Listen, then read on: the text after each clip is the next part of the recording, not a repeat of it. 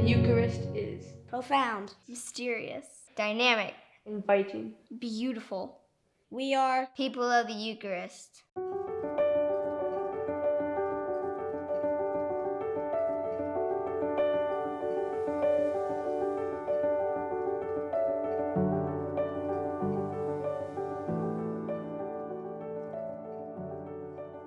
My boys love baseball, and their passion for the game is contagious. So I've become fascinated with the game myself and all the life lessons it teaches. We recently saw a great player in his last game, and I wondered what it was like for him to know he was walking out onto that field for the very last time. He had been doing it since he was a child. He loved it, but now it was coming to an end. And what would he give to play one more game or one more series or one more season? But he can't. Sooner or later, all baseball players are told they can't play anymore. Some are told when they're children, others in high school, some in college or in the minor leagues, and some after a rich and full professional career. The day can be pushed off with talent and effort, but eventually it will still come. Think about your favorite sport and your favorite player in the history of that sport.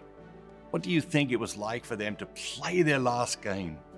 What sort of emotion do you think filled them? And what sort of longing do they still carry for the game? These are powerful experiences and emotions, and still, it's just a game. There are things that are much more important. Avila is a small city in the rolling hill country, 1 hour northwest of Madrid in Spain.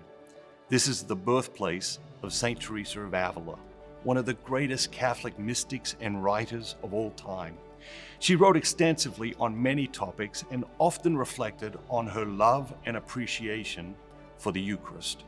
Here is one of her reflections. Jesus realizes that we are weak and knows that the laborers must be nourished with such food. Do you think this heavenly food fails to provide sustenance even for these bodies? That it is not a great medicine even for these bodily ills? I know that it is. The wonders this most sacred bread effects in those who worthily receive it are well known.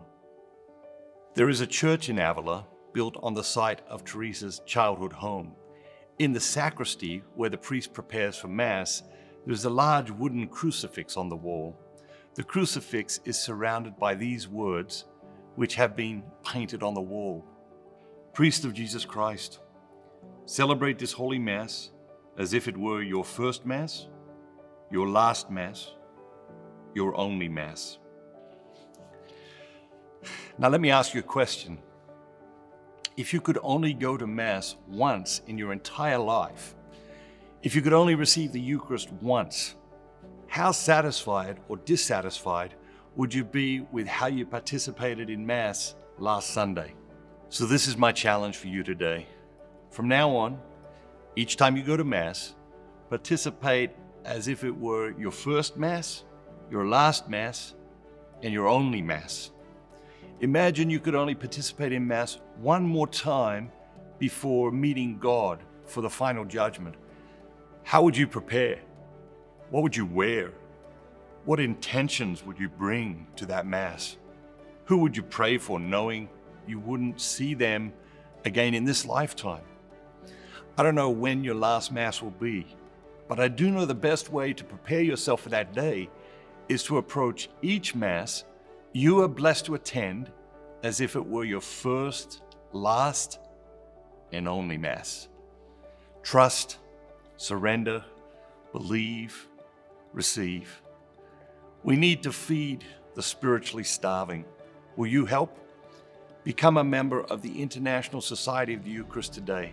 We'll send you a free copy of 33 Days to Eucharistic Glory, a copy of the children's version, a copy of the limited edition journal, which includes an amazing Holy Week retreat. Click on the button below and become a member today. Have a great day, and remember, be bold, be Catholic, We are people of the Eucharist. Jesus I believe that you are truly present In the most holy sacrament, of the Eucharist every day, I long for more of you. I love you above all things. and I desire to receive you into my soul. Since I cannot receive you, Sacramentally, At this moment, I invite you to come and dwell in my heart. May the spiritual communion increase my desire for the Eucharist. you are the healer of my soul. take the blindness from my eyes, the deafness from my ears. The darkness from my mind, And the hardness from my heart. Fill me with the grace, wisdom, and courage to do your will. in all things. My Lord and my God.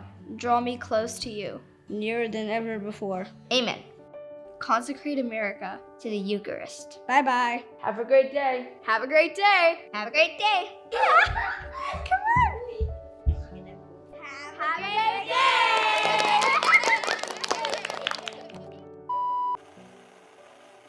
Hey Isabel, one simple way to be mindful of God's presence in the world is to know where the nearest tabernacle is. So, while we've got a couple of minutes, I thought we might work on your geography a little. Sounds good, Dad. You're always coming up with something. Hey Isabel, if I was at like latitude 35.37 and longitude of negative 119.02, where would the nearest tabernacle be? St. Francis, Bakersfield, California.